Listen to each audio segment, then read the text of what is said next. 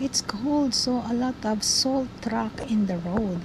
So come and join us. We will have a look.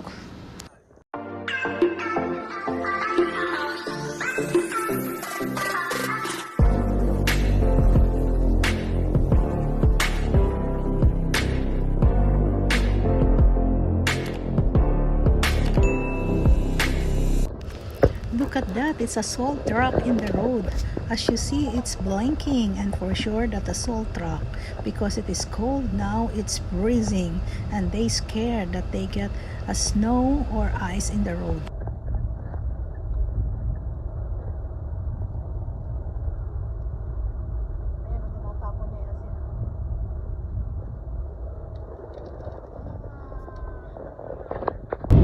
You see, our window is salted now. Because ang salt truck is there. So kaya yung mga salt niya tumatalsik. Kaya nagtalsikan sa window namin. As you see. Inaasin na ng kalsada. Look. Ayan o, inaasin na ng kalsada. I think it's empty. Ayan o. Ito yung nagtatapon ng asin. Ayan. Yeah, it's empty. Ayan o, tapon siya ng asin. The other side also, yun o, sa other side o. Look. Over there also, that house, sa kanilang kalsada. Ayan o.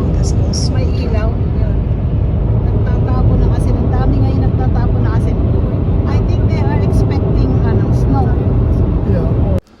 That's in the highway, but even here, not in the highway. Look, ayan yung mga salt sa daan. Nakita nyo? Yung kulay puti. Mga salt yan, kagagaling lang dito. Look! Ayun. Nagtatapon ng basura, oh.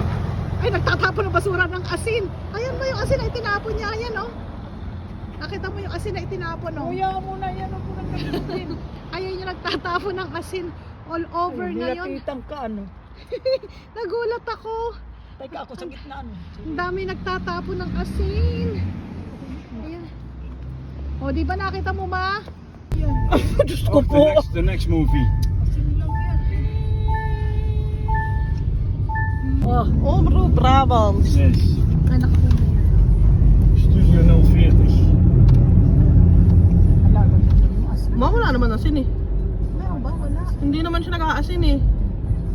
Naubos na ata yung asin niya. Hindi, naubos na. It's empty already. Yeah, it's on, but it's not here. No salt. Naubos na. Okay lang katabi natin eh. Anak ah. Ayun.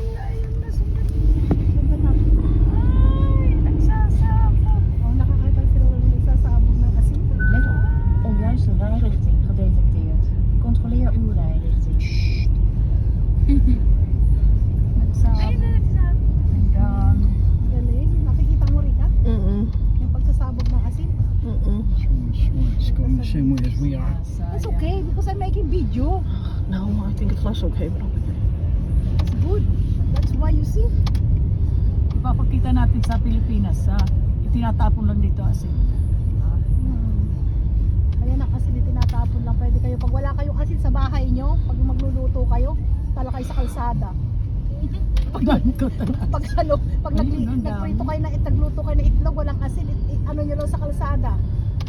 Isaw-saw nyo. Kahit naman hindi lagyan ng asin yung kalsada, maalat pa din eh. Pero iba na syempre yung may asin.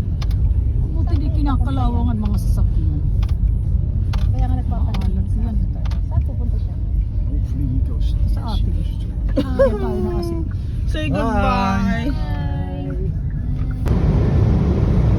Alas 7.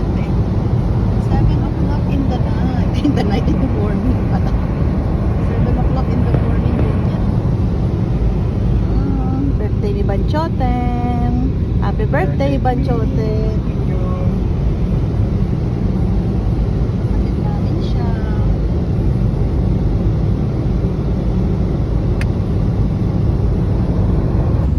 Ayan, dito rin sa highway, puti-puti talaga ang kalsada all over. So yan ang mga video ng mga nagtatapon ng salt. So at least, you know guys, good business here in the Netherlands magtinda ng salt.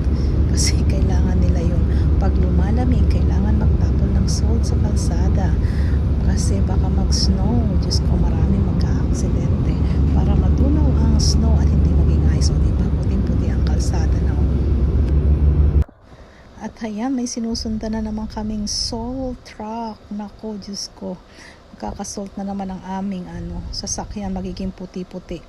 Yan, magiging Polder Dutch. At makita nyo pati window. Ayan, oh. Ayun, nakita nyo, ini-spray niya sa ilalim yung mga salt. Ang daming salt. Oh, ayun, look. Kita nyo. So, ayun ang salt dahil malamig.